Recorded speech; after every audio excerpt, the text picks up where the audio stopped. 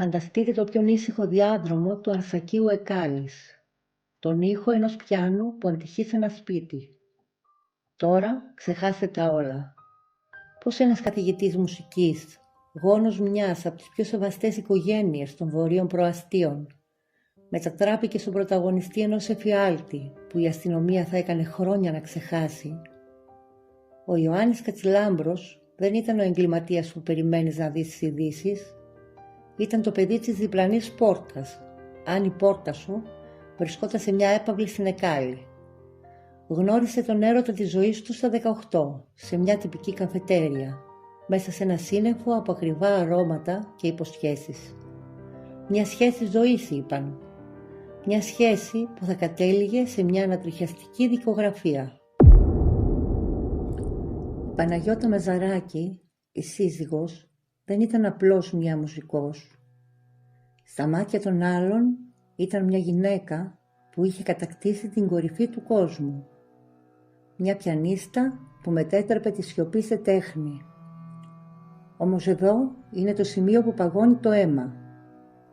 Ενώ εκείνη μελετούσε τις παρτιτούρες του Μότσαρτ και του Μπετόβεν, ενώ έχτιζε μια καριέρα που πολλοί θα σκότωναν για να έχουν, η μοίρα της είχε ήδη σφραγιστεί. Το μαζί που ξεκίνησε στα 18 της δεν ήταν πια μια ρομαντική υπόσχεση, αλλά μια αργή μεθοδική καταδίκη. Πώς μια γυναίκα με τέτοιο πνεύμα και τέτοιο μέλλον κατέληξε να γίνει η πρωταγωνίστρια μιας τραγωδίας. Με μια κίνηση που μοιάζει με συναισθηματική αυτοκτονία, η Παναγιώτα κλείνει το πιάνο της Νέας Υόρκης για να ανοίξει την πόρτα ενός σπιτιού στον Χολαργό. Εγκαταλείπει τις διεθνείς σκηνές για να γίνει σκιά του άντρα της. Από βοηθός καθηγητής της ΣΥΠΑ καταλήγει να παραδίδει ιδιαίτερα μαθήματα σε ένα οδείο, θυσιάζοντας το δικό της φως για να λάμψει εκείνος. Για χρόνια, στο πατρικό της στο Χολαργό, 6 άτομα ζούσαν κάτω από την ίδια στέγη. Οι γονείς της τον λάτρευαν σαν δικό τους γιο. Του πρόσφεραν τα πάντα, όσο εκείνος έχτιζε τη ζωή του πάνω στις δικές τους πλάτες. Όλοι έβλεπαν ένα παράφορο έρωτα, έναν γάμο πρότυπο, 2 πανέμορφα μωρά που ολοκλήρωναν την εικόνα της απόλυτης ευτυχίας. Αλλά εδώ κρύβεται η πιο σκοτεινή λεπτομέρεια. Η ιστορία του αληθινού εγκλήματος μας έχει διδάξει πως όταν μια γυναίκα θυσιάζει τα πάντα για έναν άντρα, συχνά δεν χτίζει ένα σπιτικό, αλλά ένα κλουβί, και στον Χολαργό οι τείχοι άρχισαν ήδη να στενεύουν. Η καθημερινότητά τους ήταν ο ορισμός της αστικής τελειότητας. Κάθε πρωί το ίδιο τελετουργικό. Εκείνος για το αρσάκιο, εκείνη για το οδείο. Μια babysitter, μια δοτική γιαγιά και τα απογεύματα στο πάρκο Πικιόνι.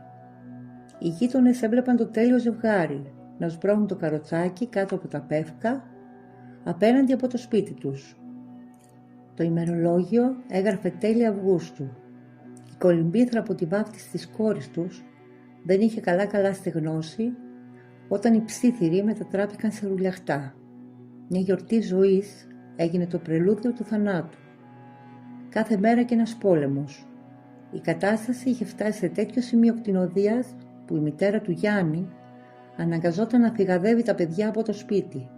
Τα έπαιρνε μακριά για να γλιτώσουν από τη θέα ενός πατέρα που έχανε τον έλεγχο και τις βρισχές που λέρωναν τους τοίχους. Ποιο ήταν το κίνητρο? Η πιο παλιά και βρώμικη αρρώστια, η ζήλια. Η Παναγιώτα δεν ήταν απλώς η σύζυγός του, ήταν η απειλή του. Ήταν μια γυναίκα με φινέτσα, μια σολίστη που έλαμπε, την ώρα που εκείνος παρέμενε ένας απλός καθηγητής. Κάθε φορά που εκείνη ακουμπούσε τα πλήκτρα, εκείνος ένιωθε τη δική του μητριότητα να τον πνίγει. Δεν άντεχε το φως της. Ήθελε να την επιβάλλει στο δικό του σκοτάδι. Και τότε η βόμβα πυροδοτήθηκε. Ο Γιάννης Κατσιλάμπρος παίρνει τη μοιραία απόφαση. Διακόπτει τη φαρμακευτική του αγωγή. Χωρίς το δίχτυ ασφαλείας των φαρμάκων, το μυαλό του γίνεται ένα ανεξέλεγκτο σφαγείο. Η αγριότητα στο σπίτι της Φιλοθέης δεν ήταν πια τυχαία, ήταν μεθοδική.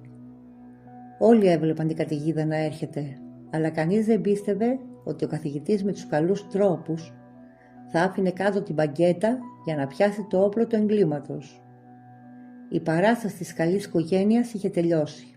Τα φώτα έσβησαν και στο σκοτάδι έμειναν μόνο εκείνος και το θύμα του. 15 του μηνός. Μια ημερομηνία που θα έπρεπε να είναι απλώς άλλη μια σημείωση στο ημερολόγιο, μετατράπηκε στο χρονικό μιας σφαγής. Η Παναγιώτα το αποφασίζει. Ο γόρδιος δεσμός πρέπει να κοπεί. Οι λέξεις της πέφτουν σαν λεπίδες μέσα στο σαλόνι. Θέλω να χωρίσουμε. Για εκείνη ήταν η μοναδική διέξοδος προς την ελευθερία. Για τον Κατσιλάμπρο ήταν η σκανδάλη που πυροδότησε το κτήνος μέσα του. Στην αρχή δεν την πιστεύει, λόγια του αέρα σκέφτεται, όπως τόσες άλλες φορές. Όμως αυτή τη φορά η ματιά της είναι διαφορετική. Είναι η ματιά μιας γυναίκας που έχει ήδη φύγει. Και τότε η λογική παραδίδει τα όπλα. Το μυαλό του, χωρίς το φρένο των φαρμάκων, παραδίδεται στο απόλυτο αμόκ. Δεν υπάρχουν πια πτυχία. Δεν υπάρχει μουσική. Δεν υπάρχει καλή οικογένεια. Υπάρχει μόνο μια δολοφονική ορμή. Σε μια έκρηξη κτηνοδείας αρπάζει ένα καθημερινό οικιακό αντικείμενο, ένα σίδερο, και το μετατρέπει σε φωνικό όπλο. Η πρώτη κίνηση είναι και η πιο συντριπτική. Το σίδερο προσγειώνεται με δύναμη στο πρόσωπο της Παναγιώτας. Το πρόσωπο της Σολίστ, της μητέρας των παιδιών του, γίνεται ο στόχος μιας τυφλής οργής. Το κορμί της οριάζεται. Το πάτωμα του σπιτιού στη Φιλοθέη βάφεται με το αίμα μιας γυναίκας που το μόνο της έγκλημα ήταν ότι ήθελε να ζήσει ελεύθερη. Η Παναγιώτα χάνει τις αισθήσεις της, βυθισμένη στο σκοτάδι. Αλλά το τέρας δεν έχει τελειώσει ακόμα μαζί της. Τώρα ξεκινάει η απόλυτη φρίκη. Η Παναγιώτα είναι λιπόθυμη, ανυπεράσπιστη, αλλά ο Κατσιλάμπρος θέλει να βεβαιωθεί ότι δεν θα ξυπνήσει ποτέ. Την αρπάζει από το λαιμό και τη σέρνει στο μπάνιο. Την πετάει μέσα στην μπανιέρα και την πνίγει. Το νερό γίνεται ο τελευταίος της ήχος. Η Σολίστ που μάγευε τα πλήθη πεθαίνει μέσα σε μια κρύα μπανιέρα από τα χέρια του ανθρώπου που ορκίστηκε να την προσέχει. Αλλά ο Κατσιλάμπρος δεν έχει χάσει την ψυχραιμία του. Αντίθετα, γίνεται τρομακτικά μεθοδικός. Της βγάζει τα ματωμένα ρούχα, πλένει το άψυχο σώμα της, σαν να προσπαθεί να ξεπλύνει την ίδια του την ενοχή. Την τυλίγει σε 2 πλαστικές σακούλες και ένα σεντόνι. Το σπίτι στη Φιλοθέη μετατρέπεται σε ένα μακάβριο εργοτάξιο. Δοκιμάζει να τη θάψει στο φρεάτιο του ασανσέρ. Μετά κάτω από το σπίτι του σκύλου. Σκεφτείτε τη σκηνή. Ο καθηγητής μουσικής μέσα στη νύχτα να σκάβει δίπλα στο σκυλόσπιτο την ώρα που τα παιδιά του κοιμούνται λίγα μέτρα πιο πέρα. Φοβάται. Ο πανικός τον οδηγεί στο Χόντα. Βάζει τη σωρό στο πορτμπαγκάζ και αρχίζει να οδηγεί μέσα στο σκοτάδι. Γλυκά νερά, πεανία. Ψάχνει μια τρύπα να κρύψει το έγκλημά του. Την πετάει σε ένα κάδο σκουπιδιών. Την παρατάει ανάμεσα στα απορρίμματα. Όμως η διαστροφή δεν έχει όρια. Λίγες ώρες μετά επιστρέφει. Ανοίγει ξανά τον κάδο, παίρνει πίσω το σώμα και το βάζει ξανά στο αυτοκίνητο. Γυρίζει σπίτι με την νεκρή γυναίκα του στο πορτμπαγκάζ, το απόλυτο πήγαινέλα του τρόμου. Κρατήστε την ανάσα σας για αυτή την εικόνα. Είναι το απόγευμα μετά το φόνο. Ο Γιάννης Κατσιλάμπρος στέκεται στο κατόφλι του σπιτιού του, πρόσωπο με πρόσωπο με τη μητέρα του. Εκείνη κρατά στην αγκαλιά της τα 2 του παιδιά. Τα μωρά που μόλις έμειναν ορφανά χωρίς να το ξέρουν. Το σκηνικό είναι άρρωστο. Μισό μέτρο πιο πέρα, το Χόντα είναι παρκαρισμένο. Μέσα στο πορτμπαγκάζ, κάτω από τον ήλιο, βρίσκεται η Παναγιώτα. Η σπουδαία Σολίστ, η αεράτη γυναίκα, τυλιγμένη σε μαύρες σακούλες και σεντόνια, γίνεται η σιωπηλή μάρτυρας μιας οικογενειακής στιγμής που μοιάζει με ταινία τρόμου. Ο πατέρας χαϊδεύει τα παιδιά του, ενώ η μητέρα τους σαπίζει λίγα εκατοστά μακριά τους. Όταν η νύχτα πέφτει ξανά στη Φιλοθέη, ο δράστης ολοκληρώνει το έργο του. Δεν πάει μακριά, επιλέγει το πάρκο Πικιόνι, το μέρος όπου λίγα 24 ώρα πριν έβγαζαν βόλτα τα παιδιά τους. Εκεί που οι γείτονες τους έβλεπαν ως το ιδανικό ζευγάρι. Στο σκοτάδι του πάρκου, ανάμεσα στα πεύκα, σκάβει έναν πρόχειρο λάκκο. Πετάει μέσα τη γυναίκα του και με μια κίνηση που δείχνει απόλυτη ψυχρότητα, σφραγίζει τον τάφο με τσιμέντο και πέτρες. Δεν την έθαψε απλώς, προσπάθησε να την εξαφανίσει κάτω από την πόλη, δίπλα στο σπίτι τους, πιστεύοντας ότι το τσιμέντο θα κρατούσε για πάντα κλειστό το στόμα της Παναγιώτας. Αλλά το έγκλημα έχει τη δική του μυρωδιά και η Φιλοθέη δεν θα αργούσε να καταλάβει ότι κάτω από τις πέτρες του πάρκου κρυβόταν η πιο σκοτεινή προδοσία. Την επόμενη μέρα ο Γιάννης Κατσιλάμπρος φοράει το προσωπείο του συντετριμμένου συζύγου. Με μια ψυχρότητα που σοκάρει, κοιτάζει στα μάτια τους γονείς της Παναγιώτας, τους ανθρώπους που τον είχαν σαν παιδί τους, και στείνει το πρώτο του μεγάλο ψέμα. «Τσακωθήκαμε στο αυτοκίνητο, κατέβηκε και έφυγε», τους λέει. Φανταστείτε τη σκηνή. Στις 18 Σεπτεμβρίου ο δολοφόνος περνάει το κατόφλι του αστυνομικού τμήματος μαζί με τα πεθερικά του. Δηλώνει την εξαφάνιση της γυναίκας που ο ίδιος έθαψε κάτω από το τσιμέντο στο πάρκο Πικιόνι. Αφήνει στους αστυνομικούς 2 πρόσφατες φωτογραφίες της. Η Παναγιώτα τους χαμογελάει μέσα από το χαρτί, ενώ εκείνος βιάζεται να φύγει γιατί πρέπει να προσέχει τα παιδιά. Όμως οι έμπειροι αξιωματικοί της ασφάλειας μυρίζονται το σάπιο πίσω από τη τέλεια εικόνα.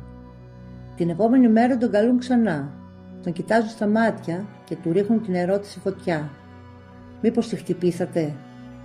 Και τότε ο Κατσιλάμπρος δίνει την παράσταση της ζωής του. Με δάκρυα στα μάτια, με τη φωνή να τρέμει από μια δίθεν ιερή αγανάκτηση, ψελίζει. «Πώς μπορείτε να το πιστεύετε αυτό? Είναι η μητέρα των παιδιών μου, τη λατρεύω. Βρείτε την πριν να είναι αργά». Ήταν μια κραυγή αγωνίας για μια γυναίκα που ο ίδιος είχε ήδη μετατρέψει σε σωρό.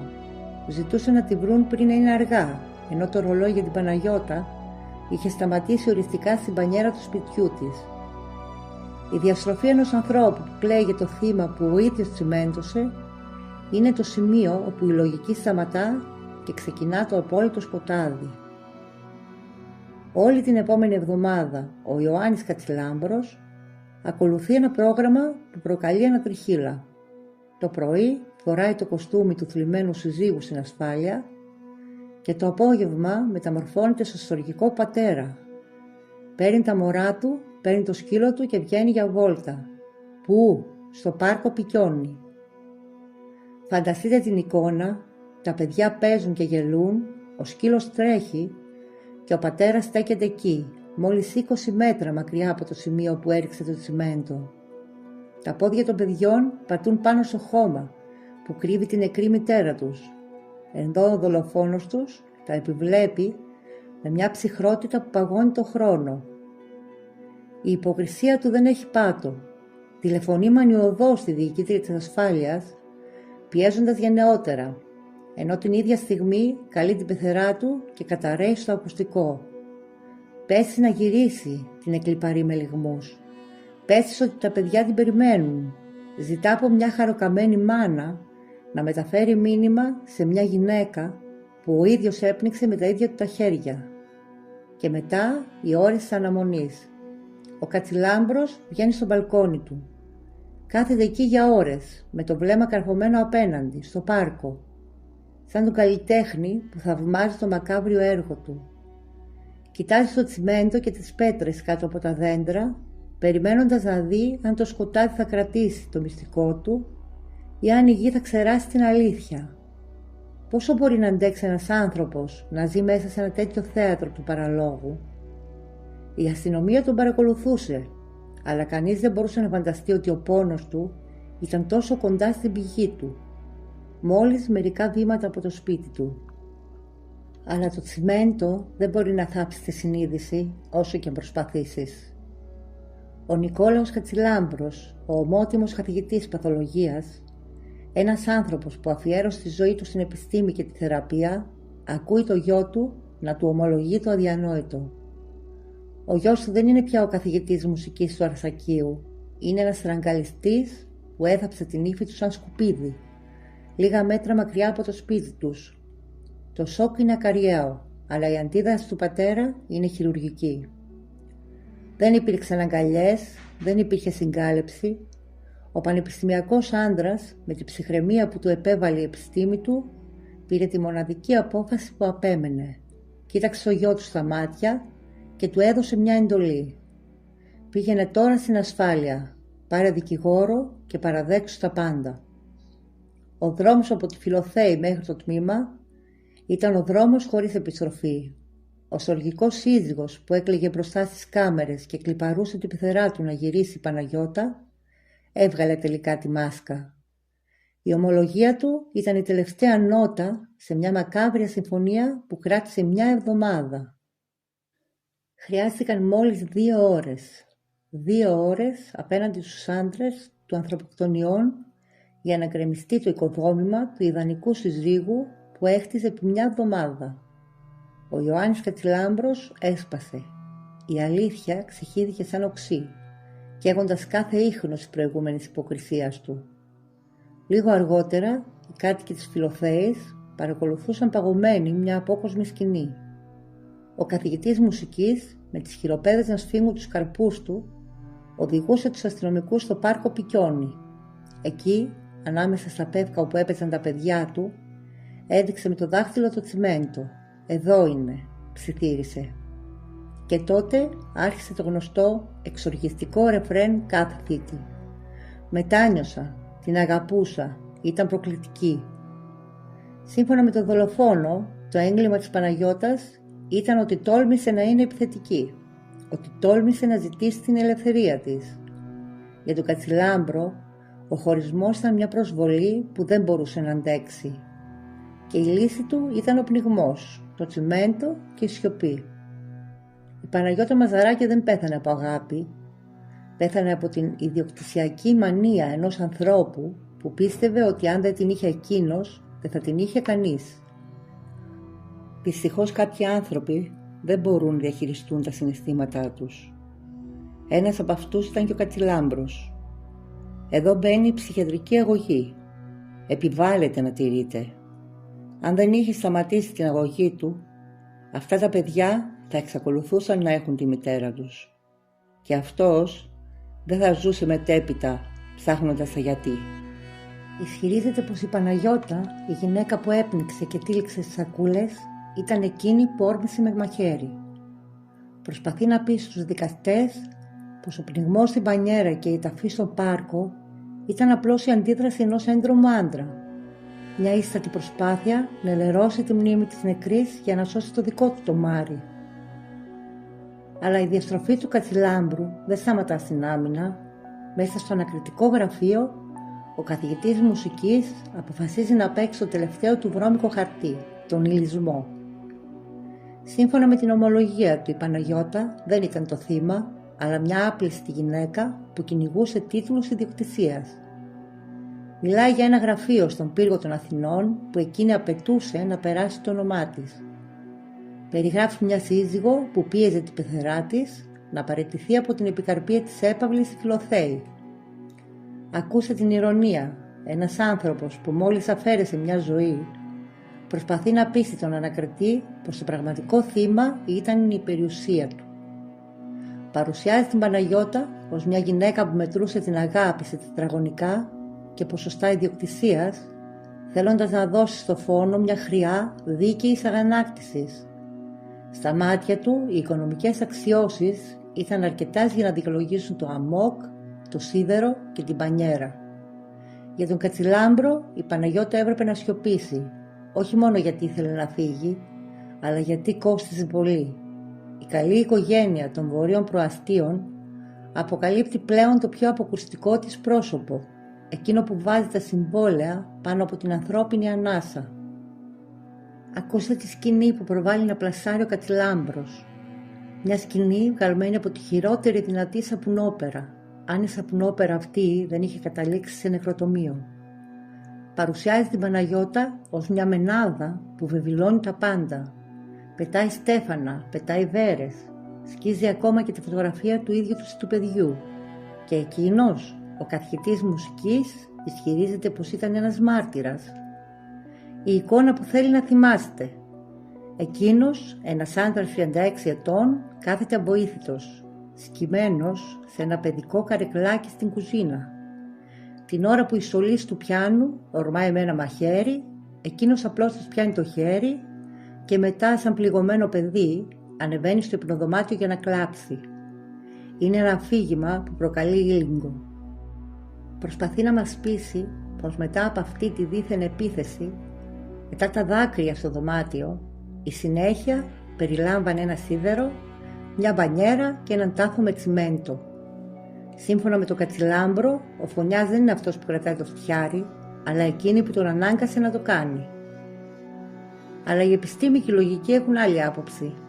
Τα παιδικά καρεκλάκια δεν χωράνε δολοφόνους και τα δάκρυα στο δωμάτιο δεν ξεπλένουν το αίμα από τα πλακάκια της κουζίνας. Ισχυρίζεται πως η πόρτα του υπνοδωματίου άνοιξε και η Παναγιώτα στάθηκε μπροστά του σαν απόκοσμη φιγούρα. Είχε αφρού στο στόμα, λέει. Παρουσιάζει τη γυναίκα του όχι ως άνθρωπο, αλλά ως ένα κτήνος που διψά για αίμα, κρατώντας ξανά το μαχαίρι και στοχεύοντας απευθείας στο λαιμό του. Και τότε έρχεται η τυχαία σωτηρία. Το χέρι του βρίσκει το σίδερο πάνω στη σιδερόστρα. Μια κίνηση, ένα χτύπημα στο κεφάλι. Αλλά η λεπτομέρεια που παγώνει το αίμα δεν είναι το χτύπημα. Είναι τα λόγια που, όπως ισχυρίζεται, του είπε η Παναγιώτα ενώ ήταν πεσμένη στο πάτωμα. «Τι είναι αυτό που έκανες? Θα πας φυλακή. Θα το πληρώσεις για μια ζωή». Σκεφτείτε την αντίφαση. Ο άνθρωπος που σε λίγα λεπτά θα την έσαθνε στην πανιέρα για να την πνίξει, προσπαθεί να μας πείσει πως το θύμα του, με ανοιγμένο κεφάλι, είχε τη διάβια να του κάνει νομικές υποδείξεις για το μέλλον του στη φυλακή. Είναι η κλασική τακτική του θήτη που θέλει να εμφανίσει το θύμα ως απειλητικό ακόμα και την ώρα που ξεψυχά. Για τον Κατσιλάμπρο, ο φόβος της φυλακής ήταν πιο ισχυρός από την αξία της ζωής της μητέρας των παιδιών του. Εκείνη του προφήτεψε πως θα το πληρώσει και εκείνος φρόντισε να τη σιωπήσει οριστικά, πιστεύοντας πως το τσιμέντο στο πάρκο Πικιόνι θα ήταν η απόλυτη απόδειξη πως εκείνη είχε άδικο. Της βγάζει τα ρούχα, πλένει το άψυχο κορμί της στο μπάνιο, σαν να καθαρίζει ένα αντικείμενο που λεκιάστηκε. Την τυλίγει σαν δέμα με σακούλες και σεντόνια και ξεκινά την περιπλάνηση του τρόμου. Φρεάτιο ασανσέρ, σκυλόσπιτο. Τίποτα δεν του κάνει. Η Παναγιώτα είναι πλέον ένα φορτίο που πρέπει να ξεφορτωθεί. Την πετάει στο πορτμπαγκάζ, οδηγεί μέχρι το χαλάνδρι για να πετάξει τα ματωμένα ρούχα και μετά συνεχίζει για την πεανία. Πριν κανδύσει ο ήλιος, ο καθηγητής στέκεται πάνω από έναν κάδο σκουπιδιών. Και εδώ έρχεται η λεπτομέρεια που σου κόβει την ανάσα. Ένας περαστικός τον βλέπει στα 5 μέτρα. «Τι κάνεις εκεί, ρε παλικάρι?» του φωνάζει. Εκείνη τη στιγμή ο άγνωστος άντρας δεν ήξερε ότι κοιτούσε έναν δολοφόνο στα μάτια. Δεν ήξερε ότι μέσα στο κάδο, κάτω από τα σκουπίδια της πόλης, βρισκόταν μια από τις σπουδαιότερες σωλείς της χώρας. Ο Κατσιλάμπρος δεν απαντά. Επιλέγει τη σιωπή. Την ίδια σιωπή που επέβαλε στην Παναγιώτα του, όπως την αποκαλεί κοινικά στην απολογία του, την ίδια ώρα που την πετούσε στα απορρίμματα. Και τότε ο Κατσιλάμπρος ξεστομίζει την πρόταση που κάνει το δέρμα σου να τριχιάζει. Την ώρα που η αστυνομία καταγράφει την ομολογία του, εκείνος θυμάται τη στιγμή που τον στοίχιωσε περισσότερο από κάθε άλλη. Όχι τον πνιγμό στην πανιέρα, όχι τα χτυπήματα με το σίδερο. Η πιο εφιαλτική στιγμή ήταν όταν είδε τα παιδιά του στην αυλή να επιστρέφουν από τη βόλτα τους, ενώ η μητέρα τους σάπιζε μισό μέτρο μακριά, κλειδωμένη στο σκοτάδι ενός πορτμπαγκάζ. Με έναν κινησμό που ξεπερνά κάθε όριο, χρησιμοποιεί τα παιδιά του ως το απόλυτο άλοθη για τη δειλία του. «Δεν ήθελα να με χάσουν και εμένα», λέει. δικαιολογώντας γιατί δεν αυτοκτόνησε, γιατί δεν παραδόθηκε, γιατί επέλεξε να ζήσει μια εβδομάδα μέσα στο ψέμα και το τσιμέντο.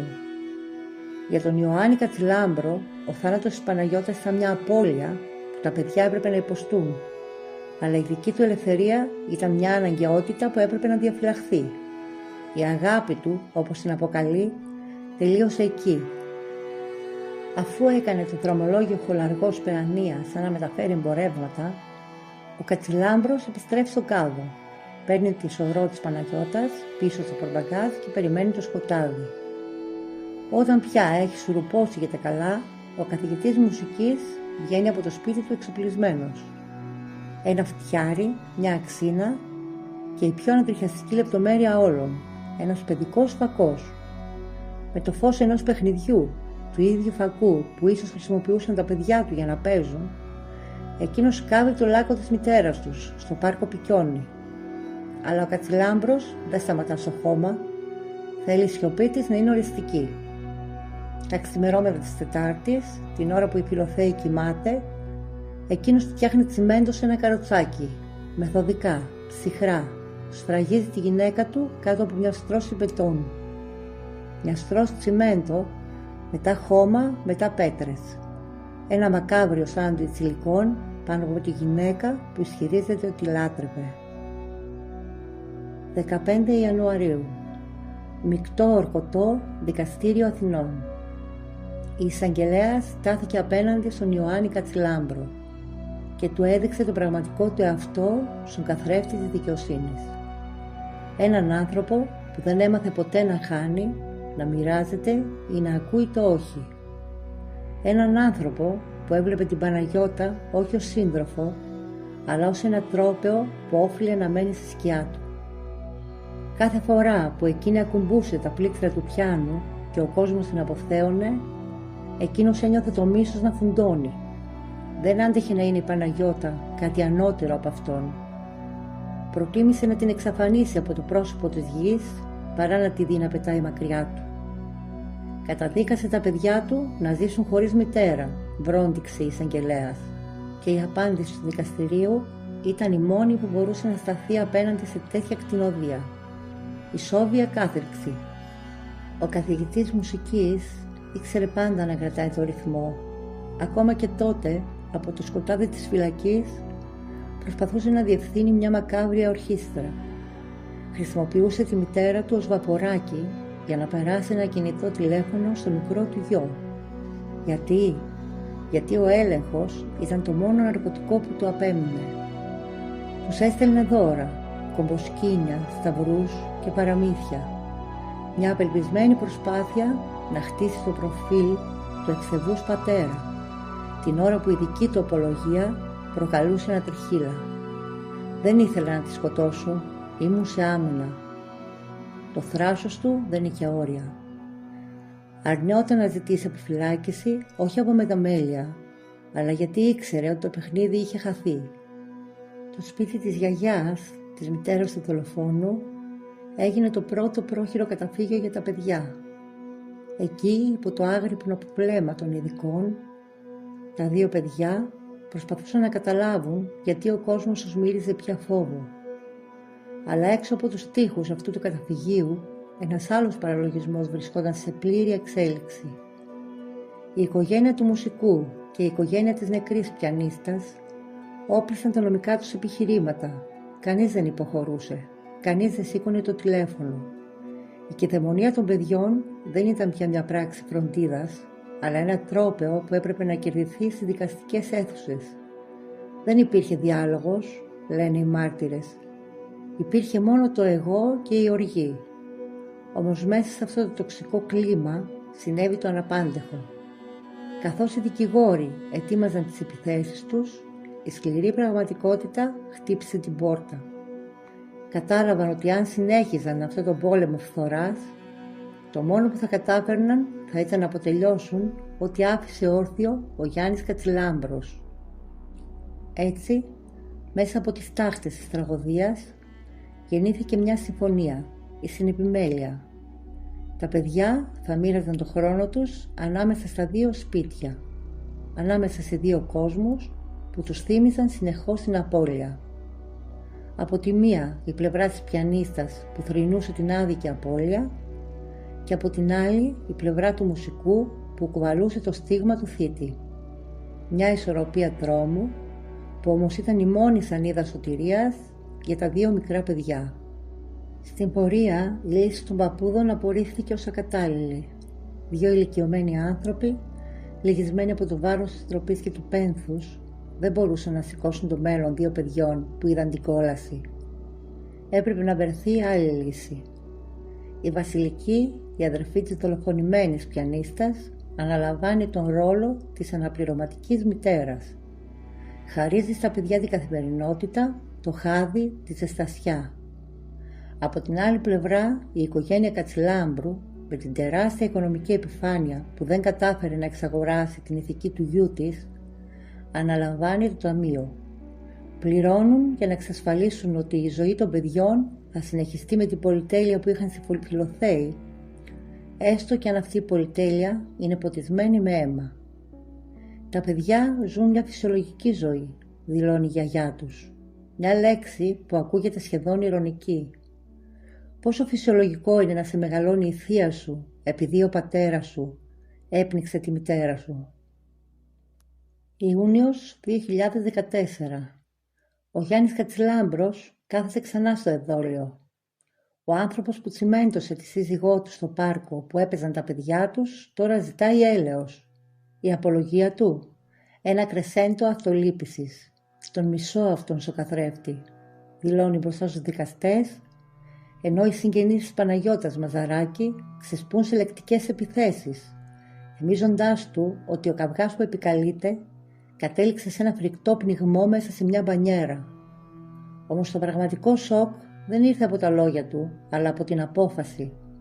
Παρά την εισήγηση του εισαγγελέα για ισόβια, το δικαστήριο έσπασε την ποινή. Ο Κατσιλάμπρος κατάφερε να κερδίσει το ελαφρυντικό της μεταμέλειας. Το αποτέλεσμα, μια ποινή που του επέτρεψε να δει την έξοδο της φυλακής σε μόλις 7 χρόνια.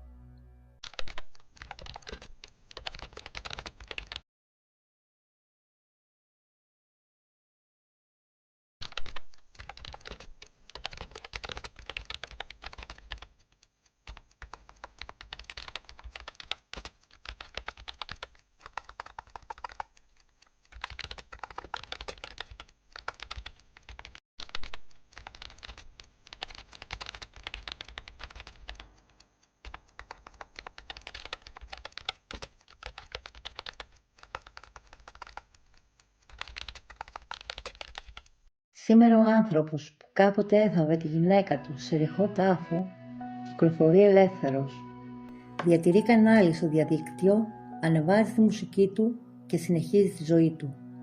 Την ώρα που η Παναγιώτα παραμένει μια σιωπηλή φωτογραφία και τα παιδιά του μεγαλώνουν με το βάρος ενός επώνυμου που στάζει αίμα. Το link του καναλιού στο YouTube που διατηρεί ο Κατσιλάμπρος θα το βρείτε κάτω στις πληροφορίες του βίντεο. Αν σας αρέσουν τα βίντεό μας, κάντε εγγραφή και like για να συνεχίσουμε την προσπάθειά μας. Σας ευχαριστούμε.